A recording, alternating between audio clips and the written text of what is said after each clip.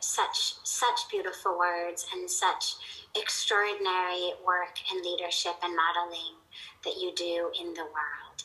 And as you had referred to our beautiful and respected Ayad Abu Mobli, it's a great honor to ask him to share with us. He is the director of Faith for the Earth initiative of the United Nations Environment Program, and a fantastic voice and energy for bringing the worlds of faith together for the planet, for the environment, for climate change, and for all that is threatening the future of the planet.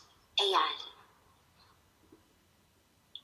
Thank you very much, Sadviji, and I am so delighted to be among the finest religious leaders of the world.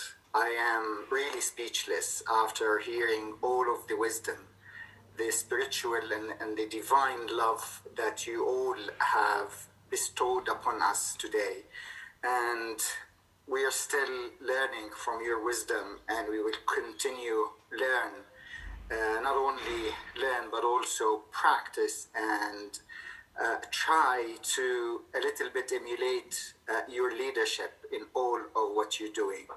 So probably my words today will look or sound dry, but I, as you know, represent the United Nations Environment Program, and I need to reflect what we want to see happening and what we believe is the new norm.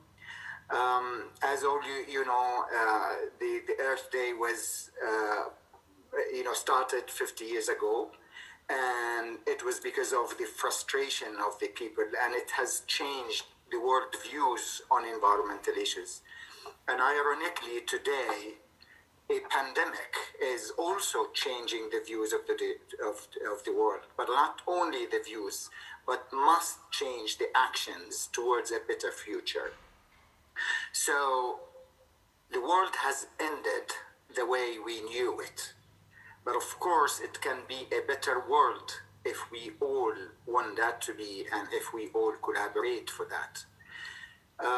Probably you've heard Mr. Antonio Guterres, the UN Secretary General, saying lately, when we get past this crisis, and we will face a choice.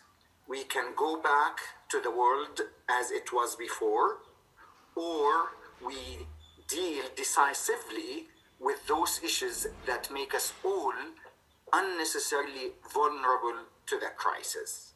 So indeed, we can have our kids or grandkids in 50 years from now look back and say, our parents have made the right choice, or they would say, what a mess they have left for us. So let's positively imagine a world where we can make a change and where we have made the right choice.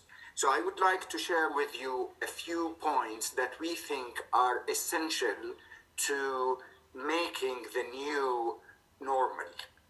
So first of all, we need not only as faith communities and leaders, but also all the societies of the world.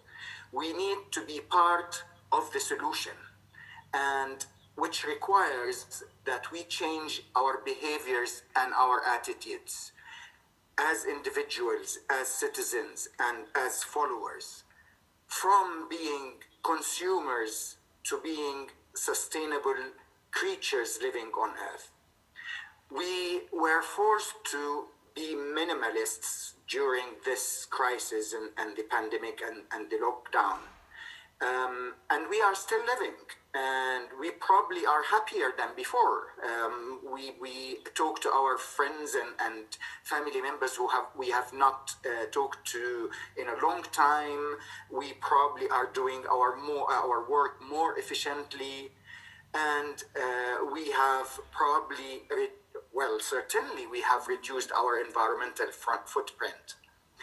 But as Ms. Inger Anderson, the executive director of UNEP, said, these gains require a systemic shift to a more sustainable economy that works for both the people and the planet.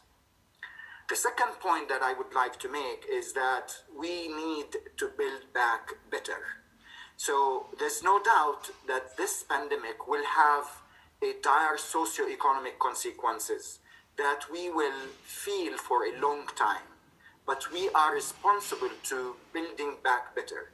We need to take on board the environmental signals that we have been seeing currently and what they mean for our future and well-being. Of course, because of COVID-19, we have learned many lessons, not by design, unfortunately, but by default. And the visible positive impacts that we are seeing, whether through improved air quality or reduced greenhouse gases or whatever, these are temporary positive signals, and we need to make them permanent. The third point that I would like to make is we need to be alert of the negative environmental impacts of the pandemic. We are seeing that medical and hazardous waste generated are being noticed on shores and beaches. There are calls to lift the bans on single-use plastics by some governments because they think it's more safe to use plastic bags and what have you to reduce the infections and so on. And of course, you've heard over the past couple of days how the prices of oil have gone historically low. But unfortunately, that encouraged some governments to start buying lots and lots of oil resources and reserves and store them for post-COVID-19 production. So we have to be alert and we have to watch that. Of course, the fourth point that I wanted to make is we need to continue relying and building and finding new scientific evidence that would support a sustainable living. Our climate change campaigns are built on what the scientists have clearly proved without a doubt. And we need to understand the causes of such diseases that are emerging. And we know that 75% of these diseases are infectious and are causing 1 billion cases of illness and more than millions and millions of deaths every year. But these are because of our way of altering our dealing with the life on Earth and the animals and the way we live with the wet markets and started eating live animals and so on. So we need to change the behaviors because this is what is leading to those diseases. And finally, we need, of course, to resort to a different type of economy. An economy that is inclusive and that is green. An economy that is driven by sustainability and the new way of living. And as we start building back better, relying, of course, on renewables, innovations, and sustainable technological advancements. But most importantly, the most important of all, we need a unifying leadership. And I believe you are those leaders that we count on to unite humanity. Thank you very much, and God bless you. So much, Iyad Abu Mobli, for such clear and compelling details and information on the causes, correlations, outcomes of the intersection between our individual actions, our systems of government, systems of economy, systems of politics, and the current and future state of Mother Earth. We also have Dr. Vandana